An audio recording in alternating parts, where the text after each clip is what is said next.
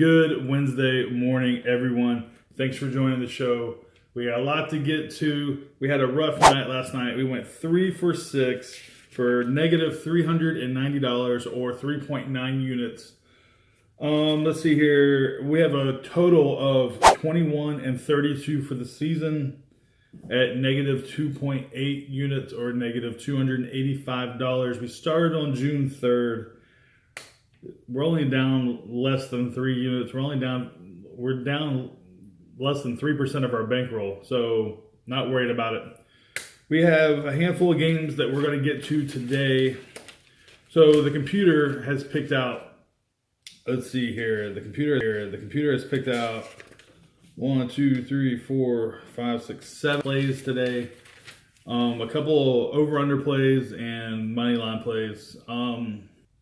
The bad day is going to happen. We've had some really good days and we've had some really bad days. Not worried about it. We're just going to keep moving on. I can't sit there and cry about it, and I'm not going to celebrate when we get paid like big time either. It's all good. We're just going to continue because this is what we do.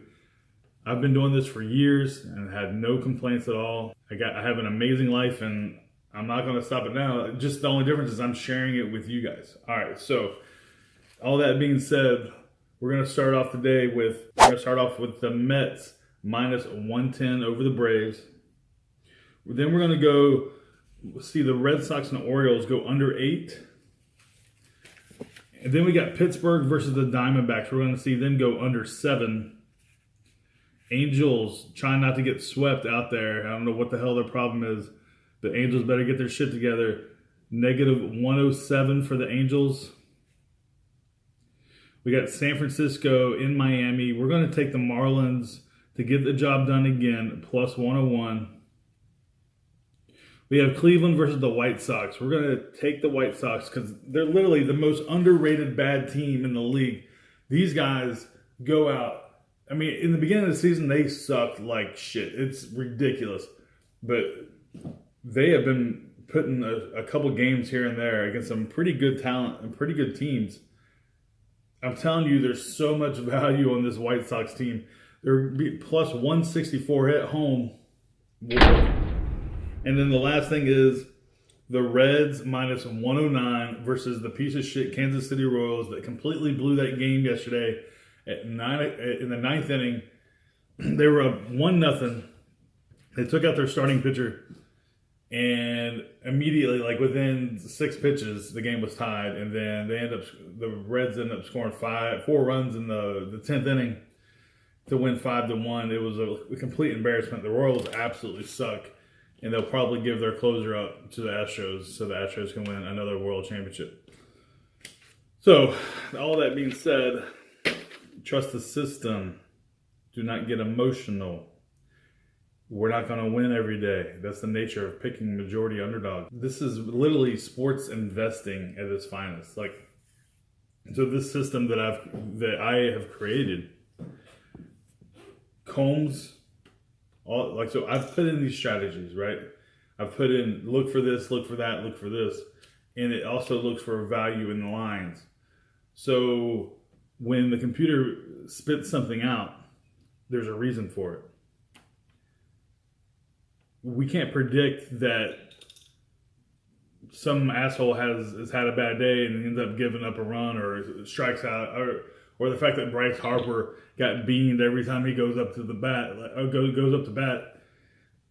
It just happens. That's the variables. There is variance, and as long as you can try to reduce as much variance as possible with adding value, then in the long run, sky's the limit, and that's where we're at. I mean, I have literally made a lot of money just on that alone. If you can try to reduce as much variance as possible and find as much value, then your expected value shoots through the roof. And then all it is at that point is just the quantity of putting. So it's either you put a lot of money on those plays, which increases the variance, like the roller coaster of your bankroll, or you just don't waver. Continue to go. You're not going to have any problems at all. Make sure you're properly bankrolled and you're not betting any money you can't afford Do not bet any money you can afford to lose. Okay? No.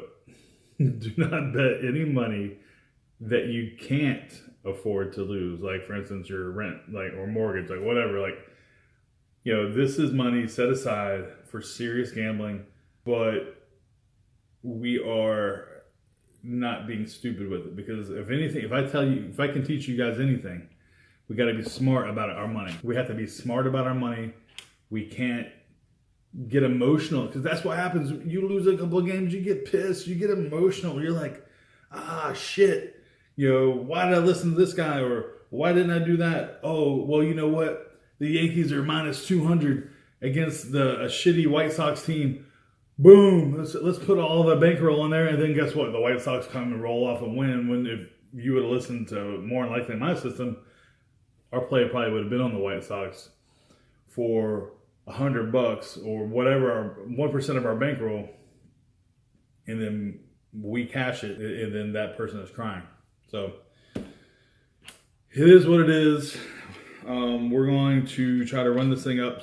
So yesterday I had somebody ask me, why are you playing so many plays?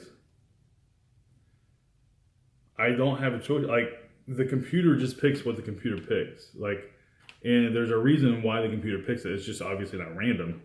But I'm not questioning those things. I might have questioned that stuff back when I first developed and fine-tuned the system.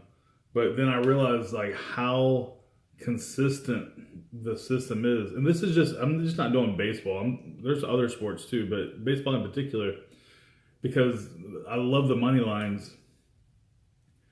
It's going to find these things. It's going to find the value. And why question value? So for instance, if we had a 50-50 bet, or like a flipping a coin, right?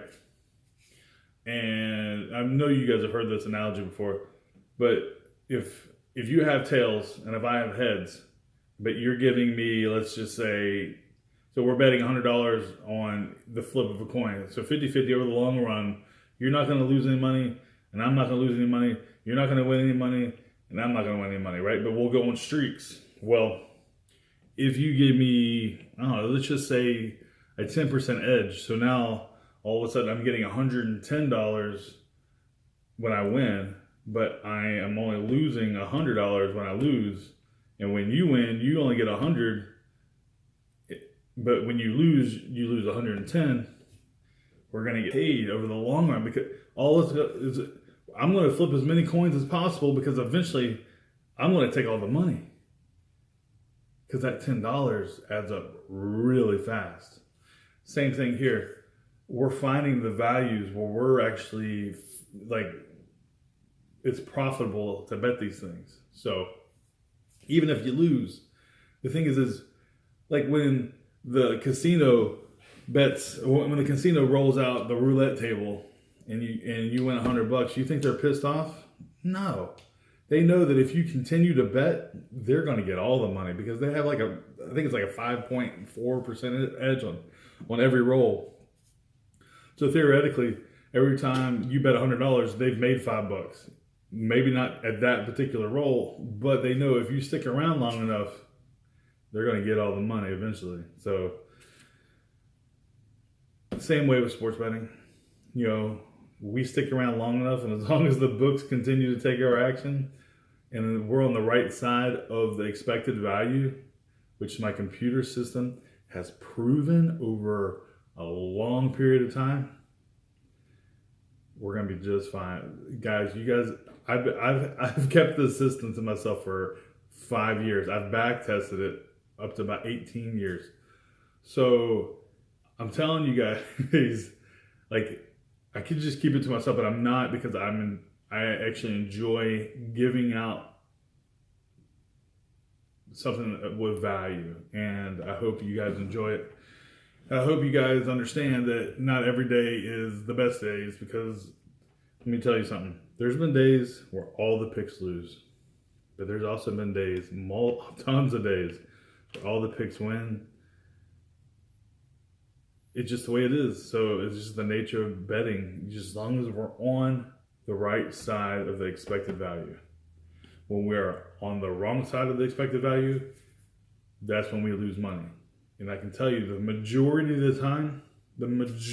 the time, if you're on the favorite or on the favorite side, you're on the wrong side. Now there's a couple times when things just happen to work out, like the value is too good because this favorite should be a higher favorite, but it's actually really low. Like for instance, we have the Mets -110. So the computer believes that the Mets should be favored by a lot more, but they're not. They're favored by 110. So we're going to go ahead and take that value right then and there. We're going to lock it up. All right. So I think I've rambled enough. I hope you guys understand where I'm getting at. I'm going to go ahead and just post this video and call it a day. I'll see y'all tomorrow.